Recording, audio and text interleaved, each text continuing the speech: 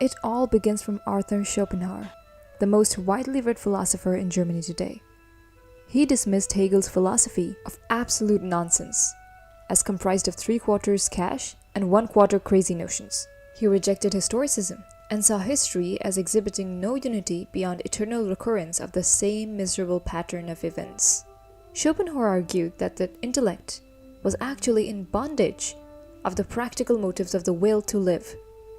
This will was a force which operated 1. Largely unconsciously, 2. Often repressively, and 3. In intimate conjunction with memory and sexuality. At the heart of Schopenhauer's philosophy was an attitude that rational knowledge can never be adequate to ideas of perception. The humanist tradition of late 19th century, as expressed by figures such as Matthew Arnold, vociferously rejected against the commercialization and philistinism of bourgeois society. This tradition was continued and intensified in the polemic of the new humanists, as well as by certain neo-romantic and formalistic critics.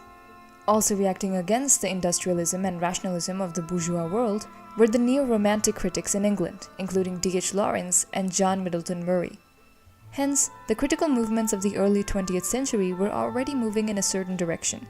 The isolation of the aesthetic from moral religious concerns, and indeed an exaltation of the aesthetic as the last line of defense against a commercialized and dehumanizing world, and a correlative attempt to establish criticism as a serious and scientific activity. Modernism comprised a broad series of movements in Europe and America that came to fruition roughly between 1910 and 1930. Of course, modernism itself as a movement had started much before that, but we'll talk about that a little bit later. For now, we'll look at its major exponents and practitioners, which include Marcel Proust, James Joyce, Ezra Pound, T.S. Eliot, William Faulkner, Virginia Woolf, and Franz Kafka.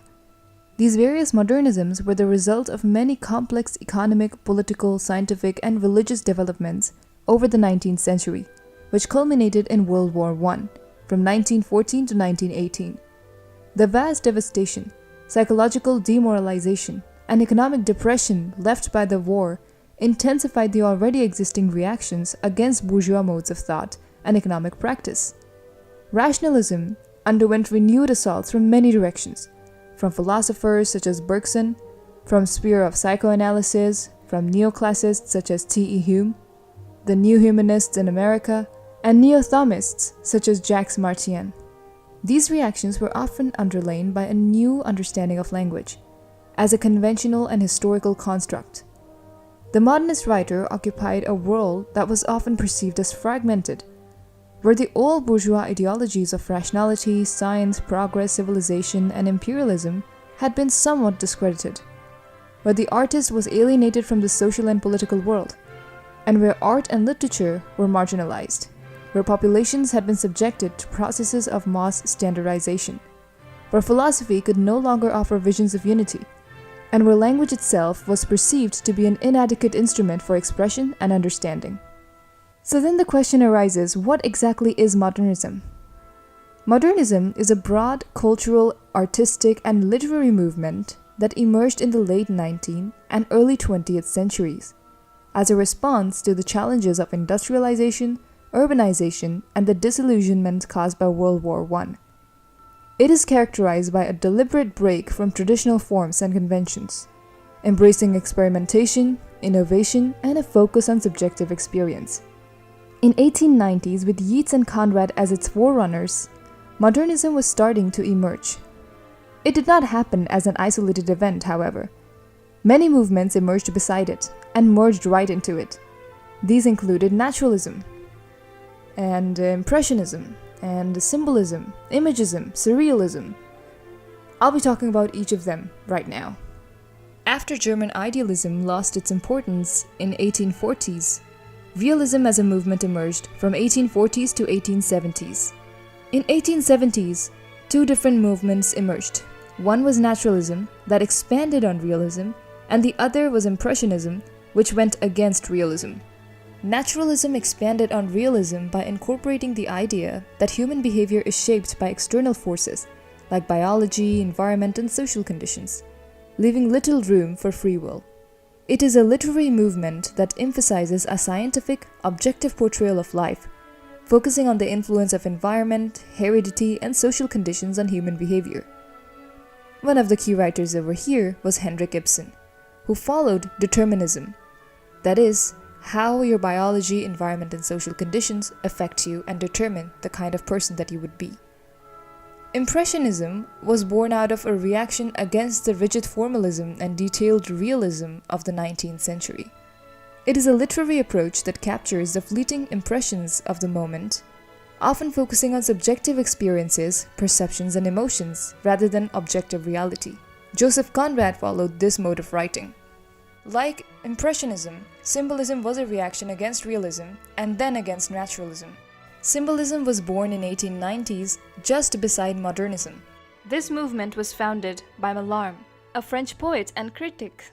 Mallarme rejected realism and embraced the power of imagination in the poetry of symbolists. Influenced by Edgar Allan Poe, they seek to reveal deeper truths through symbols and systematic derangement of the senses. Their ideas were represented through symbols, associating images, feelings, and emotions with specifically evoked elements. One poet that was influenced by the French symbolist movement was William Butler Yeats. His poetry owed a great deal to Mallarme, Baudelaire, and Verlaine.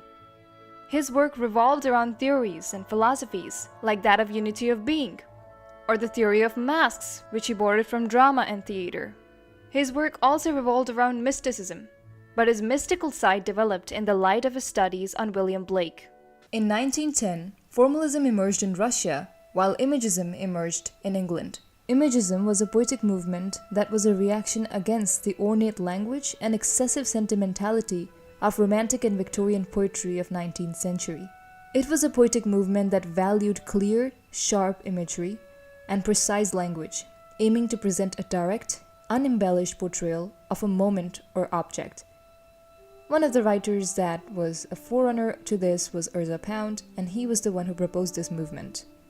But before this movement could take off and become a huge movement in itself, apart from modernism, World War I broke out, and the movement died before it could ever take off properly. In early 1920s, after the war finished, Surrealism was born.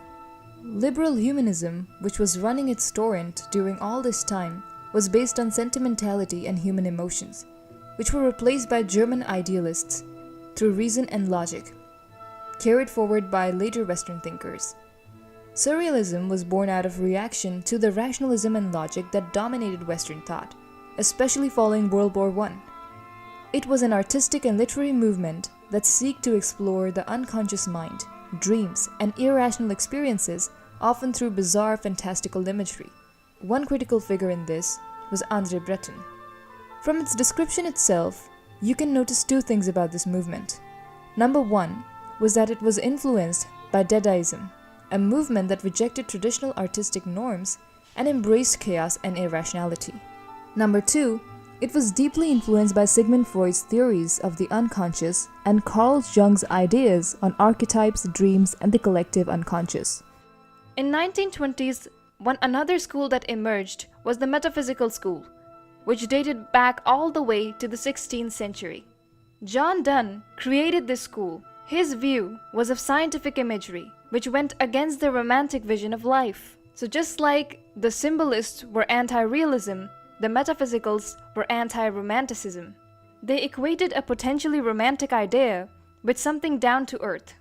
Thomas Stearns Eliot, or better known as T.S. Eliot, was a main exponent of the school in the 20th century. His examples of the anti-romantic similes can be seen in his comparisons between the evening to a patient etherized upon a table, found in the love song of J. Alfred Prufrock. His poetry was more existential. It focused on the lack of values and meaninglessness of life. He managed to capture the feelings of futility, senselessness, and degradation of his contemporary society. He looked at the past by highlighting the grandeur of its simple values, the ideals and artistic creativity that the past held.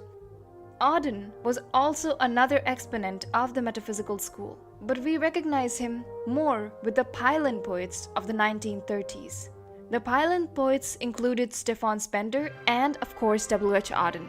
They depicted societal problems like the Spanish Civil War and Nazism in their poetry. and their major themes, especially of Auden, were that of the loss of faith and spirituality and the fall of society. In 1940s came the theatre of the absurd, which was carried by Harold Pinter and Samuel Beckett. They did not focus on form and structure, but rather on surrealist illusions, dreams, and nightmares, and the incarnation of ideas. This work was majorly focused on self-reflection, and it showed the lack of communication in the modern man. 1950s, with the death of Dylan Thomas, the interwar period of poets ended, and this brought forward two movements. The Angry Young Man movement of the 1950s, which was heralded by Kingsley Amis and John Osborne. This movement revolved around satire. Poets and novelists expressed their anger and sarcasm at the emerging social friction between classes. They believed that culture had fallen to a level of degradation, that it had almost become pseudo-culture. In the 1950s, another movement that emerged was the movement. Literally, that's what it's called. This was heralded by Tom Gunn and Philip Larkin. In here, developed an urge to rediscover the English tradition, which had been so badly shattered during the war. Philip Larkin, in fact, can be best described with his own words.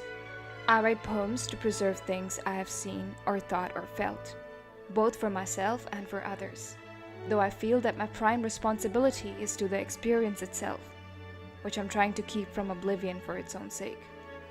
Why I should do this, I have no idea, but I think the impulse lies at the bottom of all art. Experience was often related to the passing of time, old age, and death, themes that were recurring in Larkin's poetry.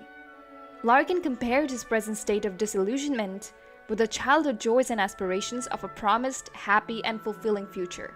So you have seen that the post-war English literature encapsulates the resilience and vibrancy of a society healing from war's atrocities. Moving away from poetry, if we look at prose writing during modernism, we find that a distinct group of artist critics associated with modernism was created. It was the highly iconoclastic Bloomsbury group. This circle included Virginia Woolf, the art critics Roger Fry and Clive Bell, the economist John Maynard Keynes, the biographer Lytton Strachey, and the novelist E.M. Forster. Most members of the group fell under the influence of the Cambridge philosopher G.E. Moore's Principia Ethica.